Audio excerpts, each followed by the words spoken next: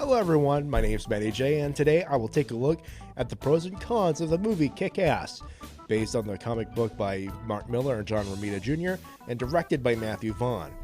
It stars Aaron Johnson, Nicolas Cage, and Christopher Mintz-Plasse. That's McLovin of Superbad fame. The comic books had it wrong. It didn't take a trauma, or cosmic rays, or a power ring to make a superhero. Just the perfect combination of optimism and naivety. The premise is as follows. Aaron Johnson plays Dave Lazowski, an average comic book reading nerd who ponders why normal living folks haven't tried becoming superheroes. Having that fantasy himself, he fulfills that fantasy by ordering a suit online and prowling the streets of modern-day New York. After a few weeks, a bucket of blood or two, a fight witnessed by a crowd, and a YouTube video, he becomes famous and attracts the attention of good guys such as Big Daddy, played by Nicolas Cage, and Hit Girl, played by Chloe Moretz, as well as baddies such as the Mob. So, have you thought a little more about what you might want for your birthday? Can I get a puppy? You want to get a dog? Yeah, a cuddly fluffy one. And a Bratz movie star makeover Sasha.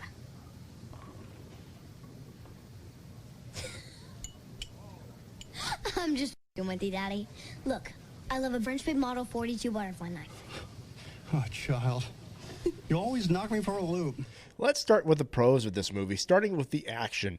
This movie is the action lover's dream. I mean, we got everything. We got blood, we got guns, we got bullets, we got people's stuff flying off.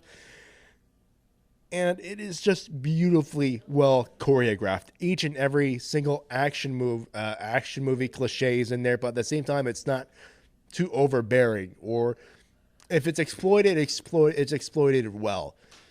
And here's another thing that's done well is the writing. Each and every character, whether it's a good guy or a bad guy, you feel like you know that person, or you feel like cheering on the bad guy or the good guy in this case. Why would you cheer the bad guy, especially he's from the Mob? I don't know. But it is very well written and very well directed. Also, another good and well acted. I mean, each character plays the part pretty well, especially Aaron Johnson, who plays Kick-Ass. You really feel like this guy is Dave Lazowski. You feel like this guy has this little thing inside his head that makes you think, this guy is nuts. But at least he's thinking about it. Also, Nicolas Cage does very well. Chloe Moretz, for someone who is, I think, 11 years old at the time, really, really knows her character way too well. Does her very well.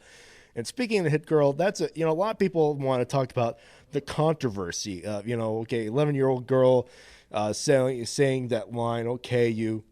Let's see what you could do. You know what? I consider it in context of what the movie is trying to tell. And the context of the movie, I really don't mind it. It's the character itself. And to be honest with you, I don't think she would have taken it unless she knew what she was getting into. And she knew what she was getting into. Needless to say, it was lots of martial arts and probably knee deep in blood, but still, she knew what she was getting into.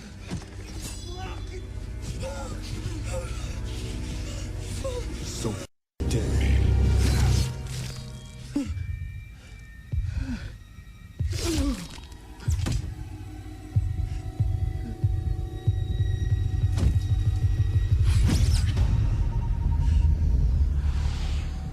Okay, let's see what you can do now.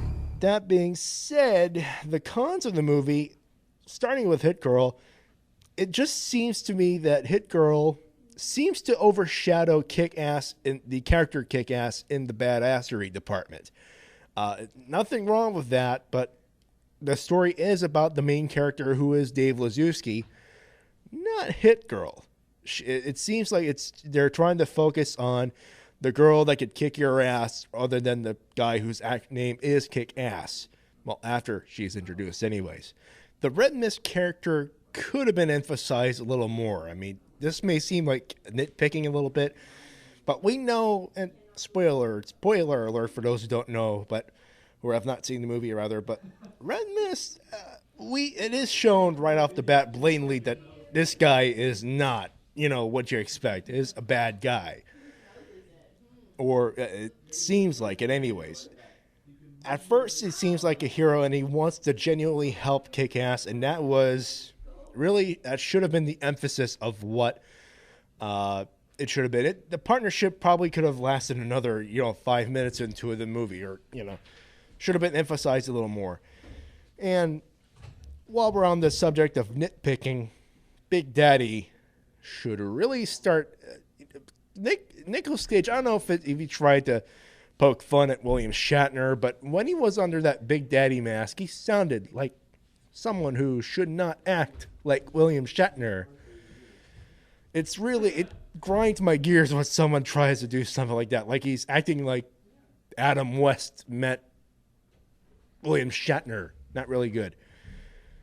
That being said, that's, little minor gripes. The final verdict, though, it is a very great movie. One of those movies where you see the trailer, you think they really couldn't put a girl to kill like 10 people. It's impossible. Not everyone would want to see that. Well, they pull it off very well, and it actually works pretty well. My verdict, 4 out of 5 stars. My name's Matty J for Bob People Productions.